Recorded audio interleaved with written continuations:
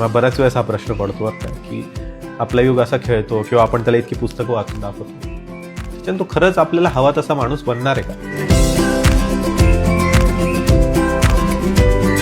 आपला युग किती पटापट मोठा होतोय. मला कधी कधी प्रश्न पडतो की ज्याच्यासाठी आपण जेवढं काही करतोय ते पुरेसं आहे का? म्हणजे त्याचा नुसतं वय वाढणं गरजेचं नाही, तर सर्वांगीण विकास होणं खूप गरजेचं, म्हणजे होलिस्टिक ग्रोथ खूप इम्पॉर्टंट आहे मला वाटतं. अरे तू काय इतकी काळजी करतोय? रिसेंटलीच मी बघत होते, युरोकिड्सचा युरेका म्हणून एक इनोव्हेटिव्ह करिक्युलम आहे जो की हार्वर्डच्या प्रोजेक्ट झिरोवरती बेस्ड आहे. युग आपला जेव्हा पण रेडी होईल प्रीस्कूलसाठी तेव्हा आपण युरोकिड्सचा नक्कीच विचार करू शकतो. आणि त्यांचा मेन फोकस आहे इमोशनल, फिजिकल, इंटलेक्च्युअल, क्रिएटिव्ह आणि स्पिरिच्युअल डेव्हलपमेंटमध्ये. यालाच म्हणतात एपिक्स फ्रेमवर्क आणि इट्स ट्रूली एपिक. चला तर मग माझं एकदा फायनली टेन्शन मिटलं, म्हणजे आपण एकदम बरोबर ट्रॅकवर आहोत ना. येस.